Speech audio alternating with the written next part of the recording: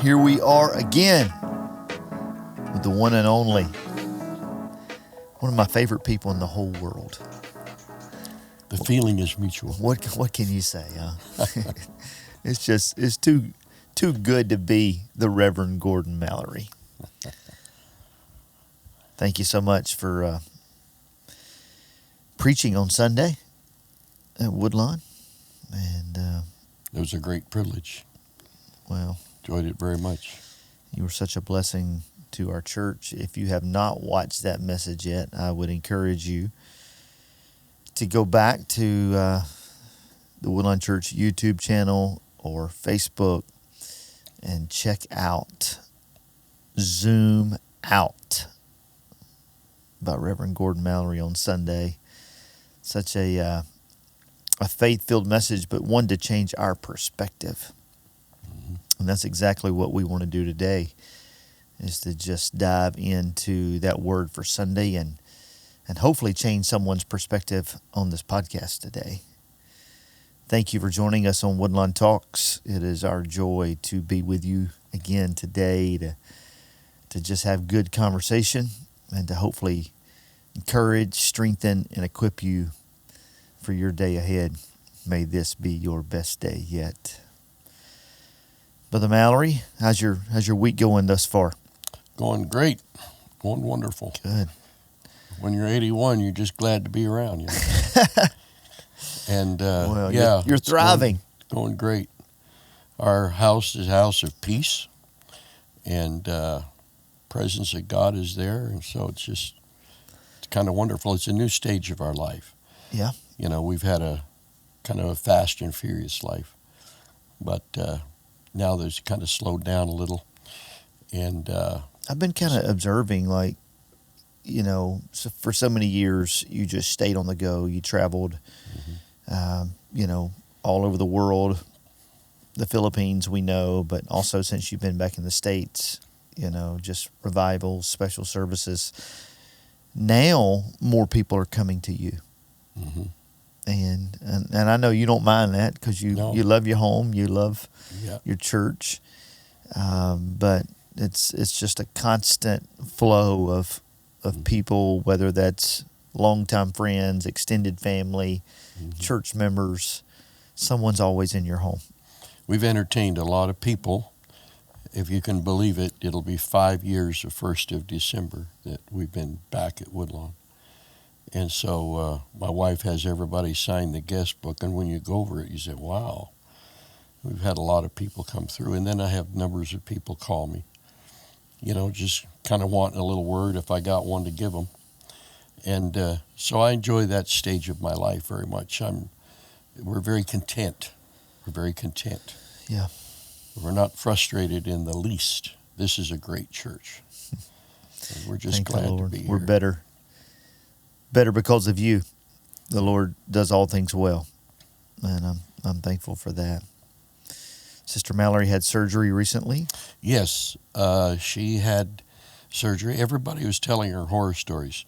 It's going to be so painful, so painful, so painful. The surgery itself, just the aftermath of it. And she hasn't hardly had pain one. You know, it's been very, very good. The brace is a little cumbersome. She'll get that off next week, but then she'll start therapy on the 2nd of December, and they'll say, well, that'll hurt. But she's done really, really well. I thought I was going to have to do the dishes and all that stuff for the first time in 60 years, but I found out she can do them with one hand. She's better with one hand than you are with two. Before long, she'll be playing the piano again. And yeah, right. She loves that too.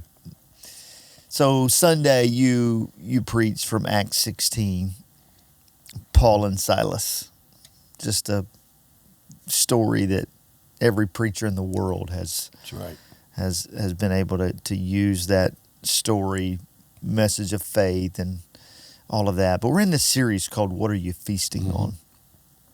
And to be honest with you, I didn't know where you were going, like as it related to that series. But man, did you bring it home? And so you connected What Are You Feasting On to worship Yes. and the Feast of Tabernacles. Mm-hmm. Just dive into that a little bit, Bishop, and how you connected that, and why is worship so important, and then we'll get into the message, of Zoom Well, Out. worship is so important. We got praise. Praise is something that you do when you're thankful to God for what He's done for you.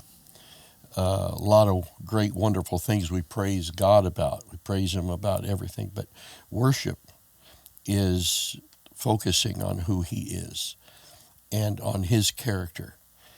And when we worship, it's much deeper than praise, because when you worship God, the thought in mind Sunday was you get your mind off of all of your problems and your trials, which everybody has.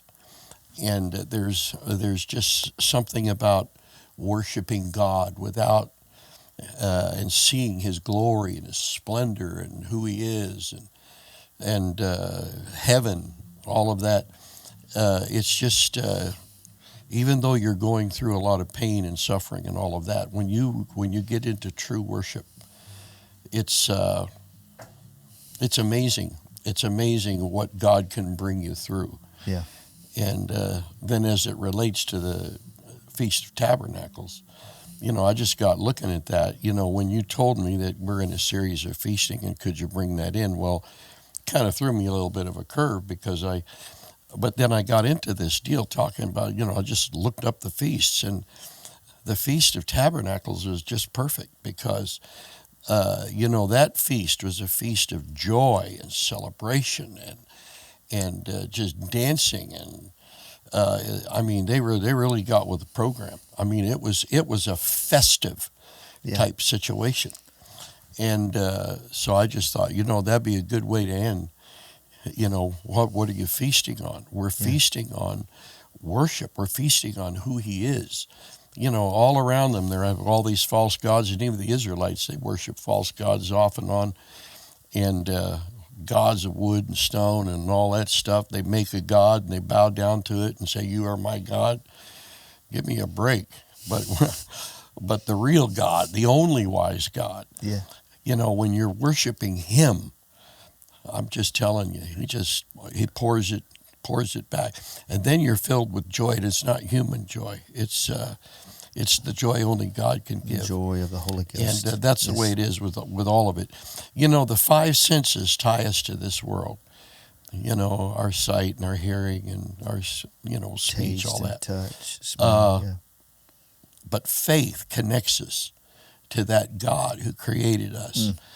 And when the five senses, we worry, we care, we have frustrations, we have tragedies, we have all of this kind of stuff. Can I just give you one little illustration about I this? need it. Yes, I'm ready for it. I learned a lot of this. From the Filipino people. The Filipino people seem to constantly be going through tragedy and trials, and they have earthquakes. They have 30 major storms a year. And they just seem to be so resilient, and especially the people in the church. They are the most resilient, happy, joyful people. Their home can be flooded, and their furniture is floating all around. And yet they're just full of the joy of the Lord, because they know this is temporary. And this is what we mentioned. All of this that we're going through here is temporary, but that is eternal. Eternal. And but our friend, Brother Perez. Yes. Brother Perez, he just a very quick story. He went to he came out of abject poverty. And he first message he ever heard was from me. He was 17 years old. And I preached on the trial of your faith is much more precious than gold. And he heard that message. He drew him to the altar. He was a little Catholic kid, changed his life. Then he came to our Bible school. Then he went to pastor a church, pioneered a church, and it became a great church. We built a church there for them. And he had a wife, and then he had 3 kids. And his wife got cancer, and she died from this cancer, left him. These kids were just early teens. And then 3 weeks after she died, the strongest typhoon to ever hit the islands swept through his city, the city of Tacloban. 90% of the city was totally destroyed. His house was destroyed. His church was destroyed. There were some of his members that were swept out to sea. It was a horrible situation. And he went out. He said, "This is as bad as it gets." Like we mentioned Sunday about the no good, terrible, bad day. Yeah. Well, this was worse than that. And he went out and he just said, "Lord, I don't know if I can carry on. I don't know how much more I can take." And then he remembered the first message he ever heard when he came in the church. The trial of your faith is much more precious than gold. And he wept before God, and he began his deal of worship. Yeah. And he worshiped God for who he is, not understanding everything that he was going through. It was almost like a Job story. But when he centered on God, the Lord brought him through, and the rest is history. Now one of our great leaders, a phenomenal preacher, and president of our Bible school there.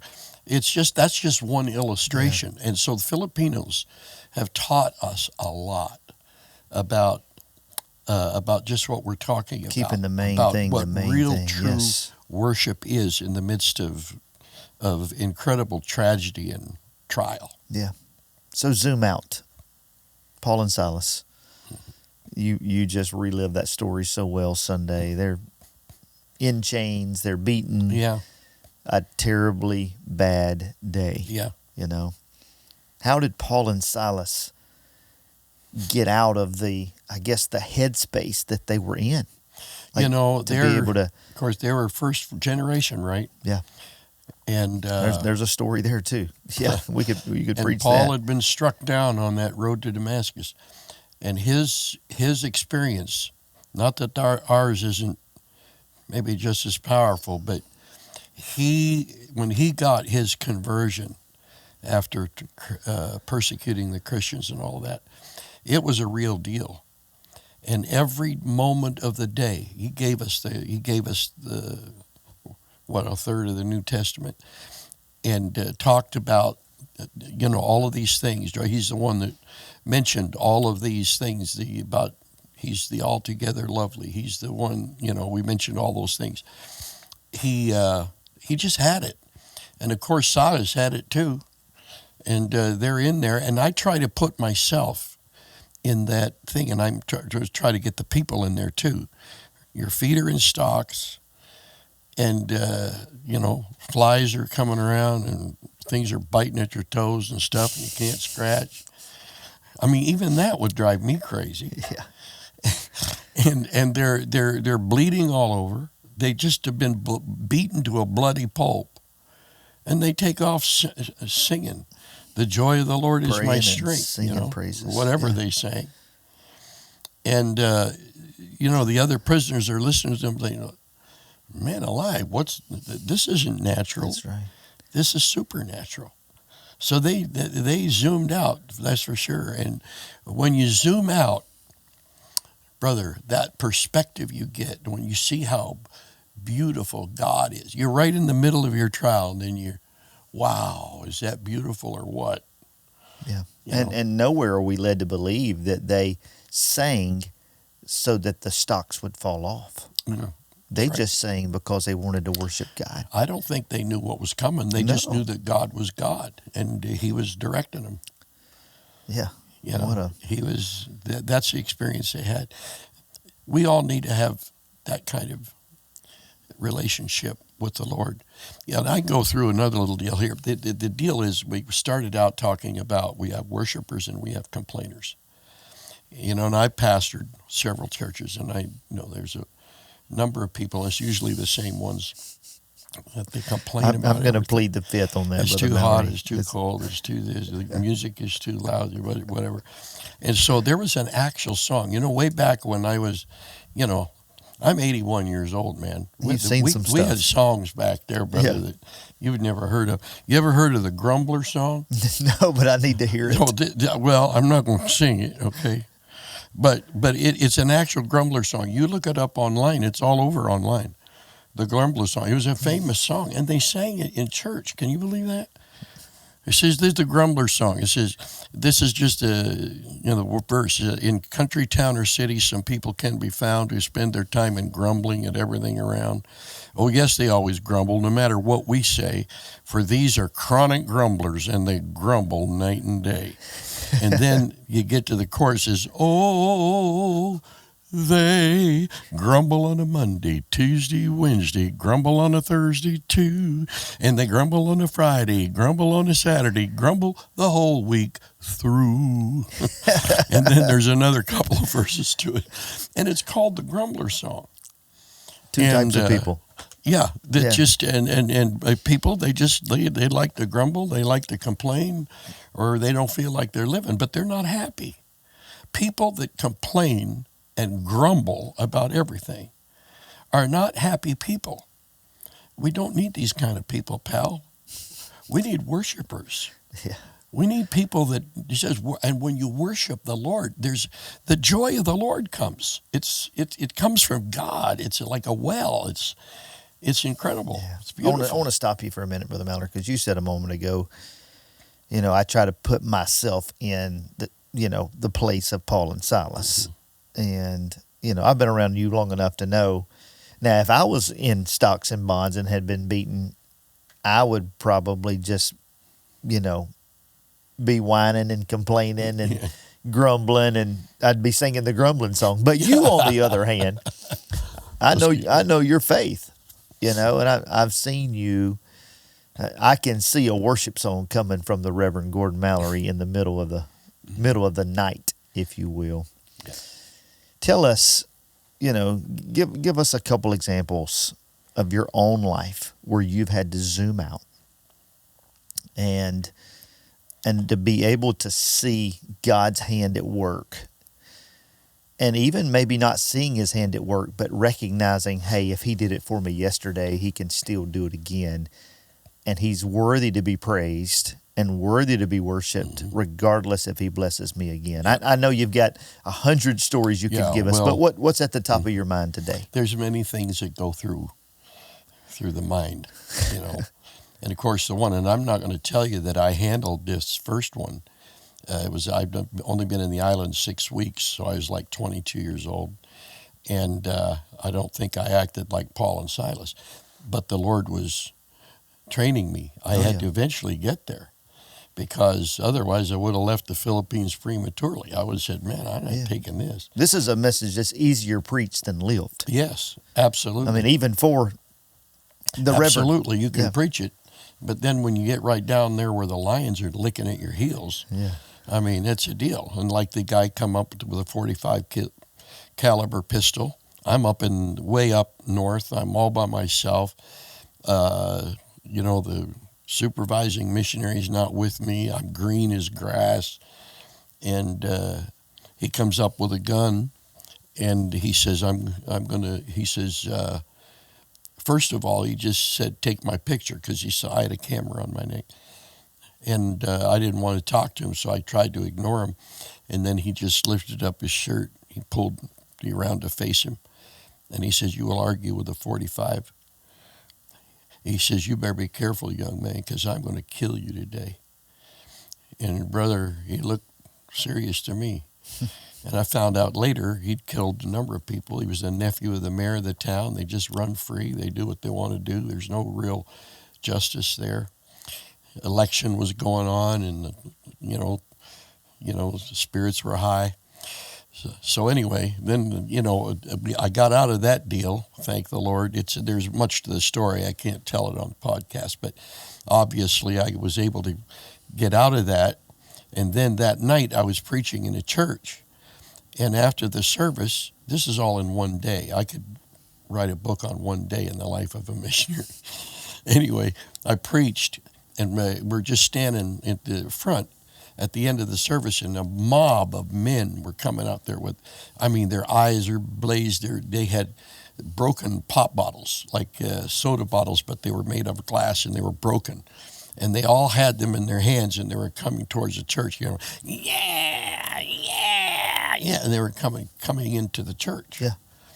And my little new pastor friend was there, and he looked at me, and he said, Pastor, what shall we do? I said, man alive, you live here. Do you know these guys? He said, yeah, they are very dangerous, sir. So, well, tell me something I don't already know.